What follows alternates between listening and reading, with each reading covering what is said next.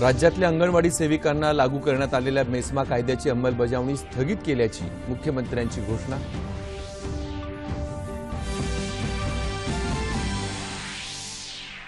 राज्यातल्या दारिद्र्य रेषेखालील मागासवर्गीय आणि नवबौद्ध भूमिहीनांना जमीन देण्यासाठी 100% अनुदान देणार राज्य सरकारचा निर्णय।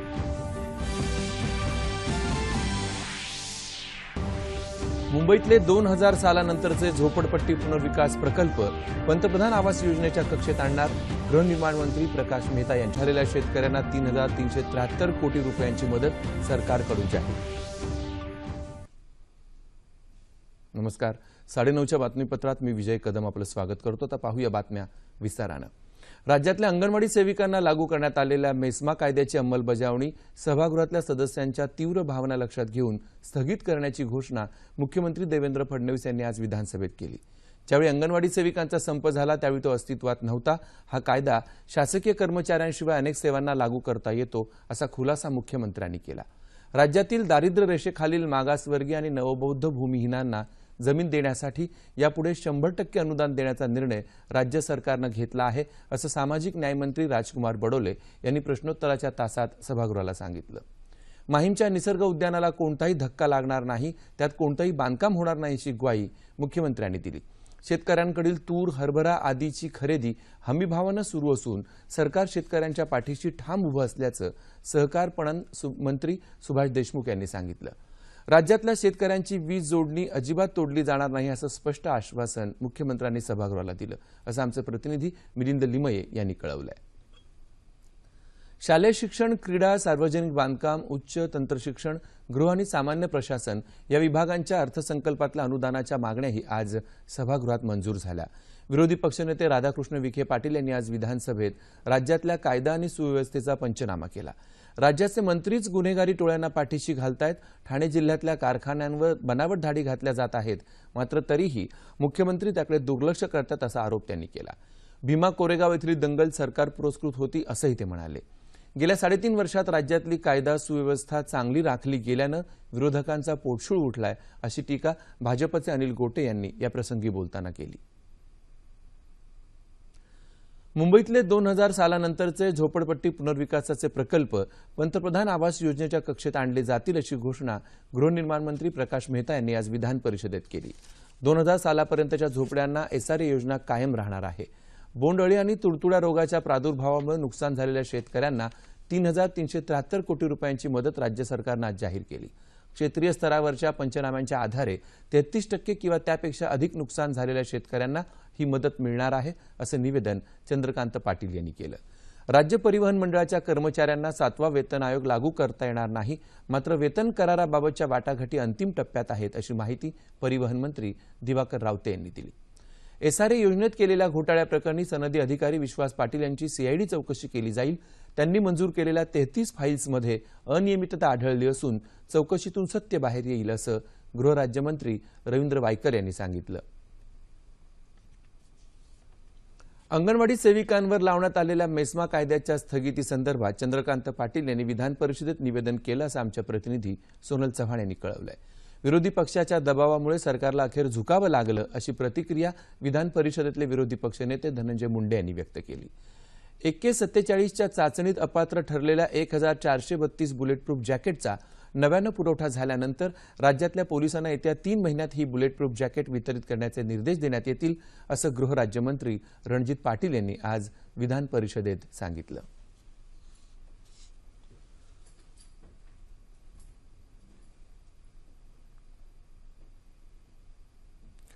संसदेच्या दोन्ही सभागृहांचं कामकाज विरोधकांच्या गदारोळामुळे दिवसभरासाठी तहकूब करण्यात आलं। सलग 14व्या दिवशी कामकाज सुरू होताच विरोधकांनी गोंधळाला सुरुवात केली, त्यामुळे कामकाज होऊ शकलं नाही। संसदेतल्या सततच्या कोंडीमुळे सरकारला चिंता वाटत असल्याचं संसदीय कार्य राज्यमंत्री विजय गोयल यांनी नवी दिल्लीत पत्रकारांशी बोलताना सांगितलं। संसदेच्या या सत्रातल्या 23 दिवसांपैकी 14 दिवस कामकाजाविना वाया गेल्याचं त्यांनी सांगितलं। देशातल्या रेशीम उद्योगात पायाभूत सुविधा विकसित करण्याचा आणि त्याद्वारे हा उद्योग स्वयंपूर्ण बनवण्याचा निर्णय घेतल्याचं केंद्रीय वस्त्रोद्योग मंत्री स्मृती इराणी यांनी सांगितलं। त्या नवी दिल्लीत पत्रकार परिषदेत बोलत होत्या। रेशीम उत्पादकांसाठी वेबवर आधारित मंच निर्माण करण्यात येईल, तसंच बाजारपेठेवर विशेष लक्ष देण्यात येईल असं त्या म्हणाल्या. देशात 8 रेशीम केंद्र तसंच 19 रेशीम उत्पादन केंद्र सुरू करण्यात येतील असं त्यांनी सांगितलं. या उद्योगासंदर्भात राज्यांसोबतचे संबंध अधिक दृढ केले जातील असंही त्या म्हणाल्या. जागतिक जल दिनाचं औचित्य साधून सोलापूर इथं 6वं राष्ट्रीय जलसाक्षरता संमेलन भरवण्यात आलंय. या संमेलनाचं उद्घाटन आत्मा प्रकल्पाचे संचालक विजयकुमार बरबडे यांच्या हस्ते करण्यात आलं. याप्रसंगी सोलापूर जिल्ह्यात पर्यावरण, पाणी आणि या क्षेत्रात कार्य करणारे सुभेदार बाबूराव पेटकर, मीनाक्षी थळंगे आणि अकतनाळ ग्रामपंचायतीला गौरवण्यात आलं. जलसंपदा विभागानं जलजागृती व्हावी या उद्देशानं बुलढाणा जिल्ह्यात आयोजित केलेल्या जलजागृती सप्ताहाचा आज समारोप झाला. ज्या क्षेत्रात आपण काम करतो त्या ठिकाणी पाणी बचतीचं महत्त्व लोकांना पटवून देण्याचं कार्य प्रत्येकाने करावं असं आवाहन जिल्हाधिकारी चंद्रकांत पुलकुंडवार यांनी याप्रसंगी केलं.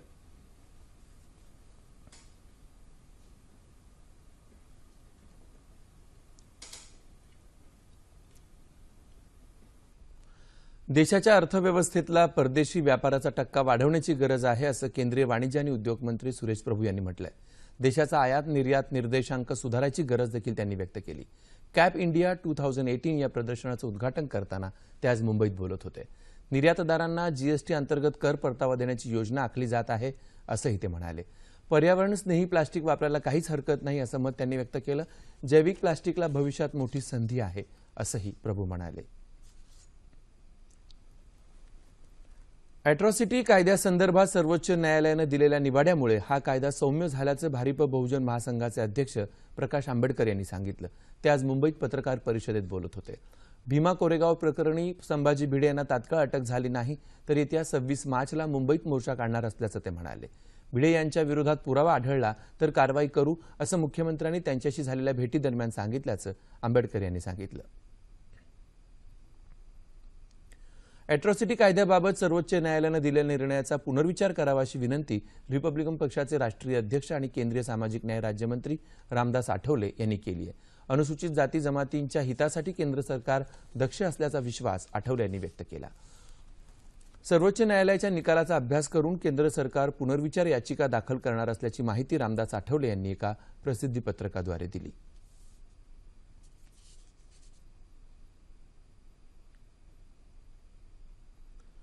पुण्यातल्या त्रिदल फाउंडेशनच्या वतीनं देण्यात येणारा पुण्यभूषण पुरस्कार यावर्षी किराणा घराण्याच्या ज्येष्ठ गायिका डॉक्टर प्रभा अत्रे यांना जाहीर झालाय.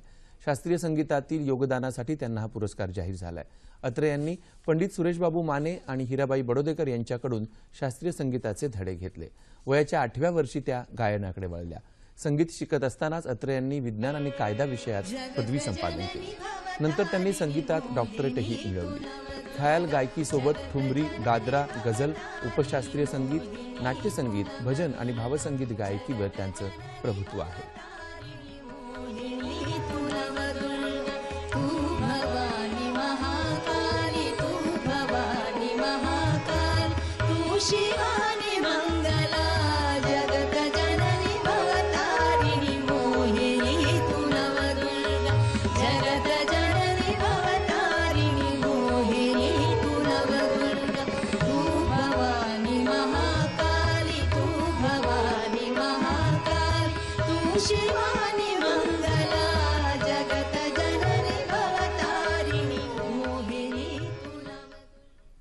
शेवटी पुन्हा एकदा ठळक बातम्या.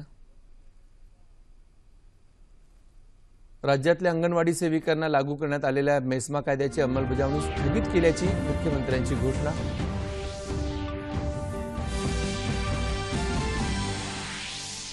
राज्यातल्या दारिद्र्य रेषेखालील मागासवर्गीय आणि नवबौद्ध भूमिहीनांना जमीन देण्यासाठी 100% अनुदान देणार राज्य सरकारचा निर्णय.